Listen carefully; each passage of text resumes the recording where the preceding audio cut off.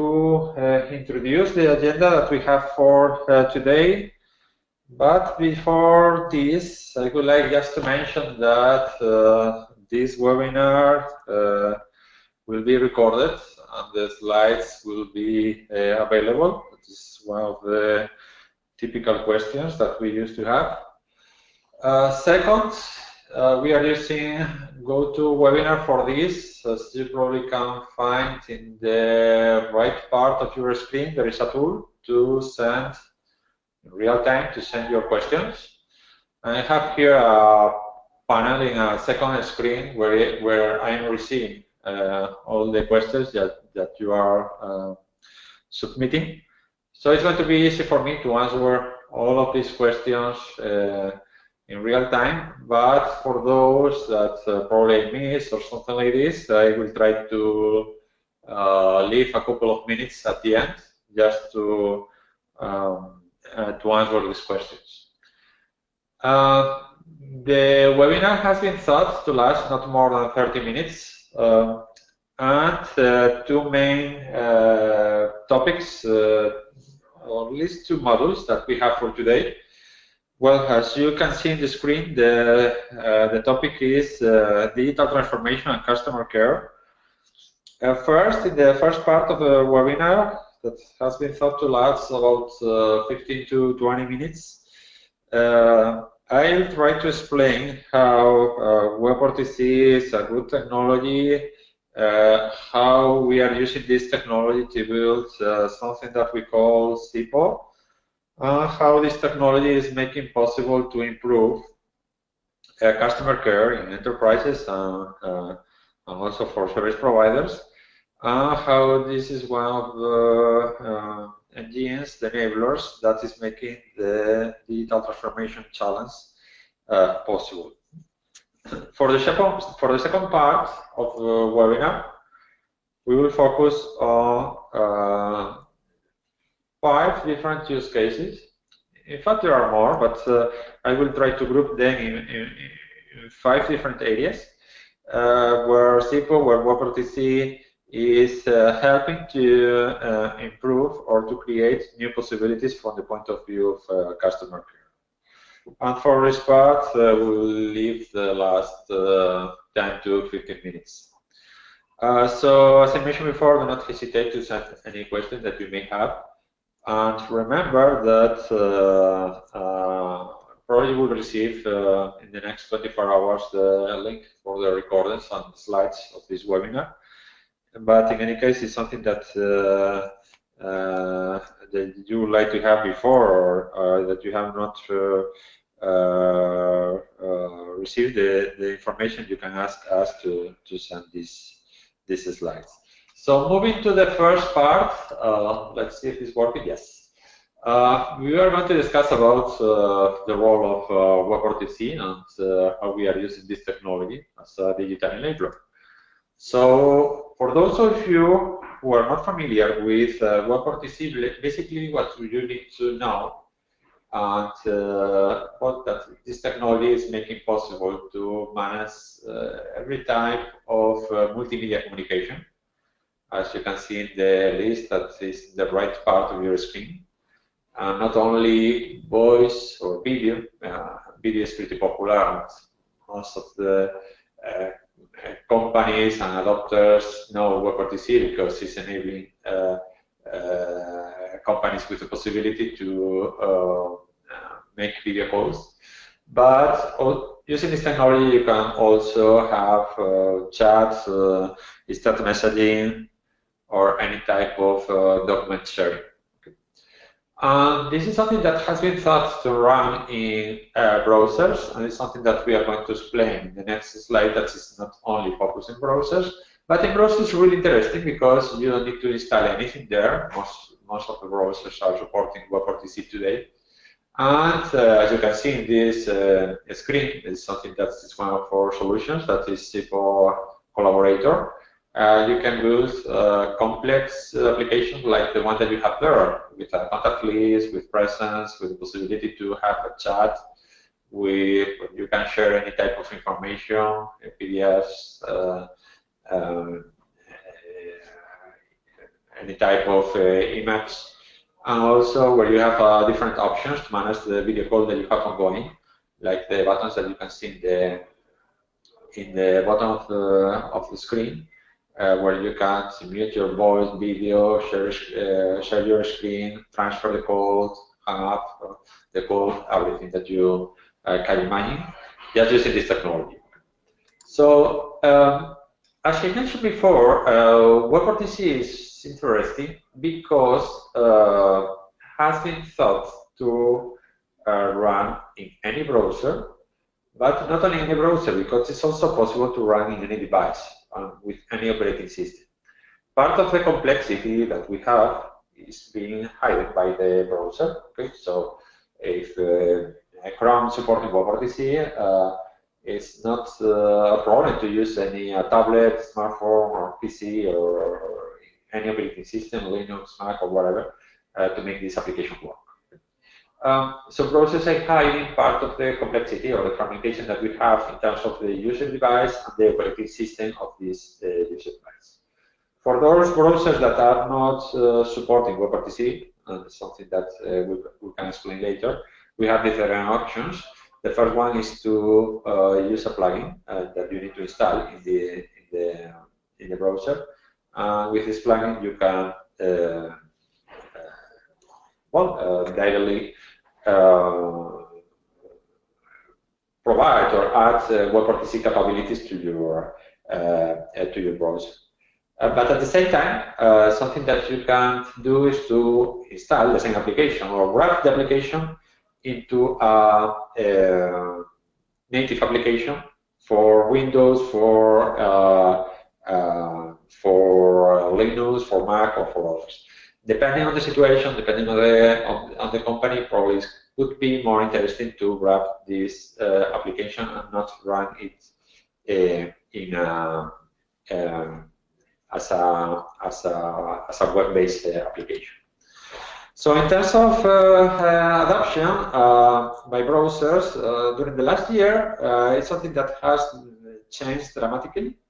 Basically, because during the last months, Microsoft and Apple have announced that they're going to support WebRTC, and this is something that is changing the market dramatically, because during the last years we only had the support by Chrome, Firefox, or Opera.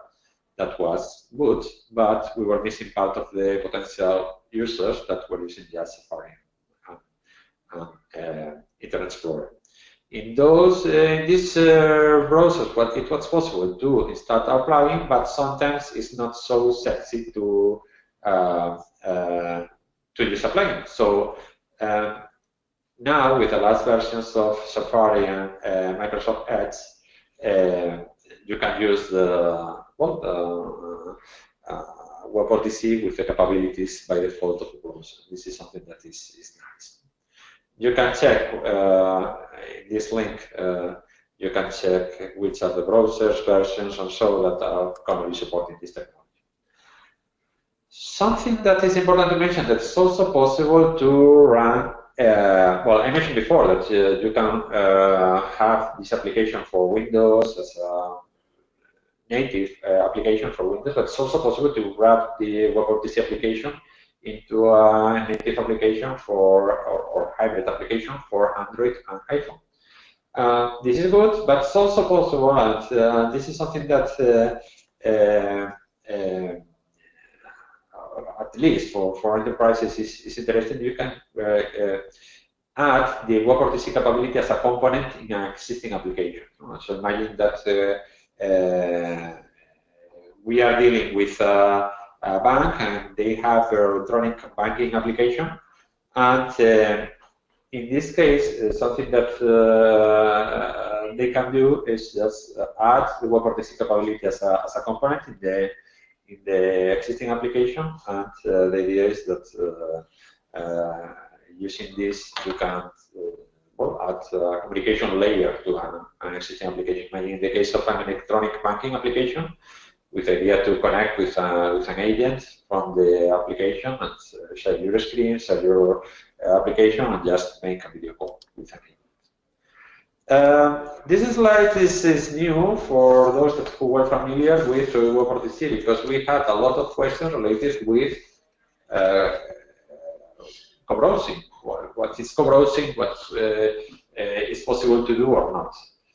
Co-browsing is one of the new terms that the industry is demanding. But the problem is that not so clear with possibilities of what we understand by co-browsing. And these slides try to bring some light about the different possibilities that we have. By co-browsing, we understand that the idea is to help the user to navigate. Imagine you have a customer and you want to know which is the web page that they have in front, and help them to navigate through the web page. Okay. So here we have different possibilities. Something that you can do just making a simple screen sharing. This is the option number 1. And here we have 6 different options. Sharing the screen, like I'm doing here. Share your screen in order to give the agent the possibility to know where you are, and he can help verbally in order to help you to click in the sections that are going to be interesting for you. Second is to add fixed visual indications. Here the idea is that an agent or a virtual agent can add some information in front of what you see. It's something like a transparent whiteboard that we have in front of your browser, and here we have 2 options. To make fixed indications, or to make some indications that are going to disappear in 5 seconds. So in the example number 3, in option number 3, the idea is that the agent is going to draw some arrows in order to help you to click in the section that is interesting for you, and is something that is also helping to navigate. It's going to be more easy for the customer than using just the simple screen sharing. More possibilities is to share documents, in this case to share forms. Here we are going to use data channels for this, just to send the information that the customer or the agent are filling up in a form. So that is both can fill together this form. More options that are even more interesting is we can send, depending on the web page, here we are at more complexity, and not all the web pages are appropriate for it. The idea is that we can provide the agent with more information about what the user is doing. Like if he's clicking, he's scrolling the screen, and this information can be submitted via data channels in order to help the agent to replicate the user interface of the user in order to have more information. Also, it's possible for the agent to share the position of his mouse and help the customer to click in the button that he should click. And finally, is to have a complete sharing experience, something similar to TeamViewer. The idea is to gain control of keyboard or mouse from the point of view of the agent. This is more complex. In fact, it's something that we are not doing. With the idea to get complete control of the user experience, but by the agent. So, depending on the type of interactivity that you are demanding with the agent, you need to choose the option from the option 1 to option 6. And for sure, option 6 is more complicated than the option 1 to implement. Okay. More information. Well, here what we are doing is we have an application server. That's what we are trying to explain here. In this application server, we have some existing, some produced applications, HTML5 applications, and also we are exposing an SDK and APIs in order to help third parties, help customers, or even help our developers to develop other applications for customers. And well, these applications are addressing different targets, different use cases, as we will see later. So here we have two options. First is we have an existing number of ready-to-use or prebuilt WebRTC applications that you can use. One is the collaborator that I wanted to explain before. Second, we have this SDK that is extracting part of the building blocks that we have. Part of code is ready and is making easier to develop an application. So as you can see here, the idea is that using our existing applications in terms of time to market is going to be really quick. For sure, if you're demanding more flexibility, you can use the building blocks, and in this case, the time to market is going to be longer than the previous one, but in any case, it's going to be feasible. And you have a third option that is doing everything from scratch. That for sure we don't recommend, but it's also a possibility that that we have. So, and finally, and well, I think that the questions that you have already submitted, I think that were more or less answered during my this presentation, the first section. I just wanted to mention that in this application server, we are dealing not only with applications, we are dealing with the service, and in the service, enabling the users.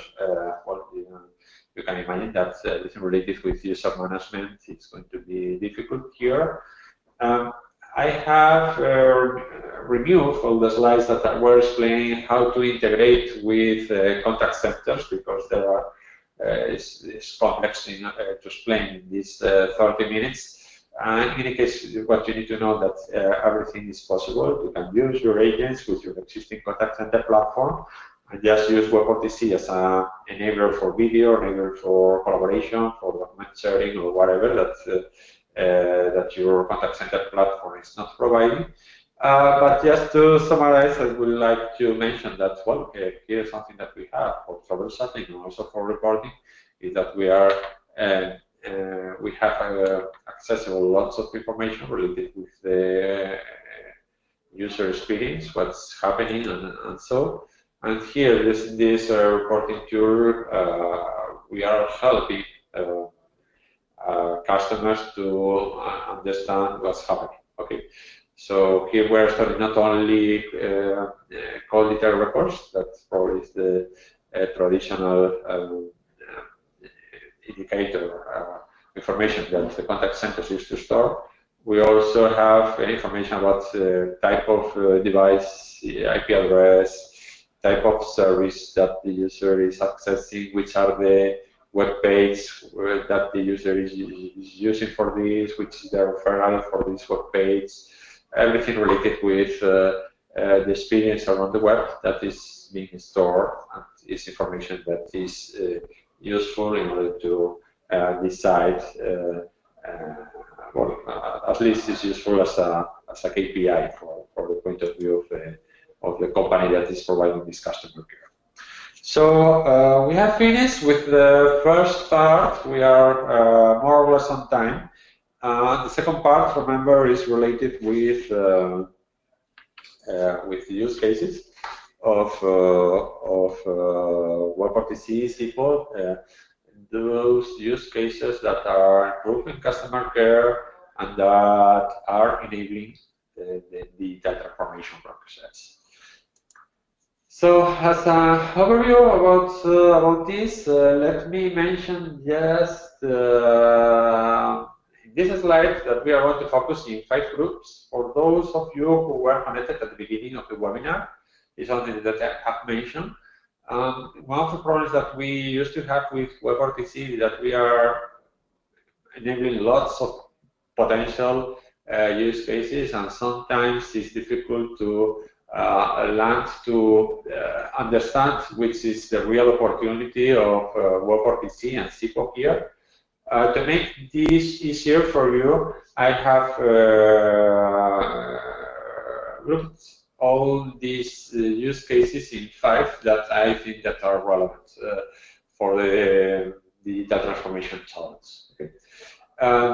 First one is related with document review. how to discuss about the same document from different locations. Second one related with ID verification, that is pretty popular. And for those of you who were in our webinars, you probably know that we have some nice reference there. Third one, video evaluation, how using video, not for ID verification, just to check what's happening, is something that is helping companies to manage some of the challenges that we have. The fourth one is related with assistance to navigate how, I remember that we were explaining about co-browsing some minutes ago, how co-browsing is helping to customers to navigate through our website. And the last one is related to telemedicine, how this technology is an interesting use cases in healthcare. Okay. First group, bill review. We will explain using this example. Remember, this is related with document review. We are discussing about PDFs, images, any type of information. Okay, but it's easy to understand the opportunity with the bill review challenge. Some weeks ago, we were together with a telco in Spain. And they mentioned that they were spending about 20 million euros per year just paying to BPOs, to contact centers, for calls related with doubts of customers with bills. Today they are sending these bills by email. You need to click. This click is making a pop-up in your browser, and in your browser you can see the invoice. And here the idea is that if you have any question, you just need to click in a critical button, and just clicking this button, you can make a voice call. Here, video is not interesting. Okay, it's well, optional it could be, but at least it's not mandatory. But the agent that is going to share the same bill that you have in front of you. And this is interesting because you're going to discuss about the same document. The agent knows who you are, knows that you are that you want to make a question related with the bill that you have in front of you. He knows which is the bill that you want to discuss, and not only this, also the agent can draw on top of the bill just to help the agent to explain to the customer what's happening with the bill. No? So we can use something like a marker, a yellow marker, just to explain and imagine these concepts, means, and both parts are discussing about the same thing. Here, we don't have good indicators for the moment, but we are expecting to have at least a 50% of reduction in the length of the calls. This telco mentioned that they were spending about media about 10 minutes per call using this solution. They are expecting to reduce this to 4 or 5 minutes. So when we are discussing about millions of euros, it's really interesting for them. Here I should have a video explaining this. In any case, well, it will be available, okay, with the slides. As I think that we are not going to have enough time. Sorry. For I think that is going to be better to move to the next slide. So second use case is related with customer ID verification. For example, this. The second use case is related with customer ID verification. The idea, probably most of you already know that we were involved in projects related with customer onboarding. It's an example of customer ID verification. Here the idea is to be sure of the identity of the user for a critical process that could be customer onboarding, or as an example as we have here, an example for activation of a credit card. Okay. So the idea is for those processes that where it's critical to be sure of the identity of the user, just to make a wire transfer with a huge amount of money, verify a customer for onboarding process, activate a credit card, activate something that is risky, like credit or whatever, you can make a video call with a real agent or a virtual agent. It's something that we did for different banks, and this is one of these that was the first in Spain, one of the first worldwide, where they were using this type of video calls. Here we are using this is interesting because it's the best way to make this type of critical process from a remote location. So to be sure that the identity of the user is interesting. This is something that you can do with a video call, and for sure adding third-party solution like biometrics or whatever. No? But in a case, WebRTC and SIPO plays a relevant role here because this is the technology that is good for this problem. So those processes that are where it's interesting to have more information about, or to be sure of the identity of the user, for sure this is a good option. Okay. Moving to the next one is related with video evaluation. Here we have an example of a car insurance company. You have suffered a car accident. You can make a voice call using the PSTN, a pure voice call, to the contact center of the insurance company. And you receive an SMS, and just clicking the link in this SMS, and again, with no need to install anything in your device, you can share a video of what has happened to your car to the agent of the contact center. This video can be recorded, but in any case, a real agent that can evaluate what is the damage in the car and reduce the cost of the first evaluation of the car. This is something that is interesting for insurance companies, for companies that are providing technical support on site but with no experts. Here we have an example of something that we did for Schneider Electric in France. And here the idea is for those field technicians to share a video with an expert that is in a remote location, and this expert can stop the video, draw on top of the video in order to help this field technician to solve the problem. This is valid for boilers, for user at home that has some problems with the router and want to connect, want to call to the technical support of the telco operator. Any type of evaluation for customers or for field technicians, this is a good technology for this. Fourth, related with co-browsing, I have started before to introduce this use case.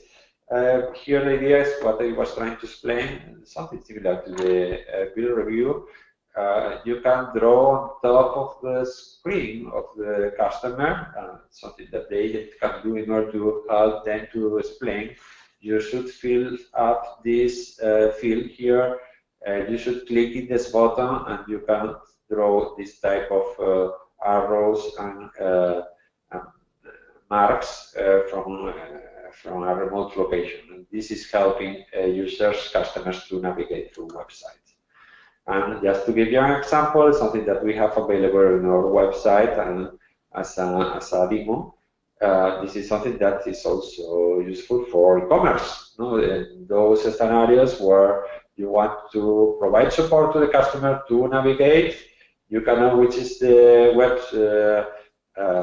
the site where the customer is, the page where the customer is, what he has as a contextual information in the card. And using this information, you can help them to find the product that the customer is looking for. You can help them to close the all the process and go to the payment section, but everything related to providing support to these customers. And the final one is related with telemedicine, and here, well, something that is easy to understand use case. What I was trying to mention here is two different options. That to give you two examples. First, we are working with Mutua Universal, that is a company that's providing healthcare to more than 2 million customers in Spain. And here the idea is that you can make a video call with a doctor from a box in your city to an expert that is in another location. And now we're working in extending this to the house in order to provide a complete telemedicine experience.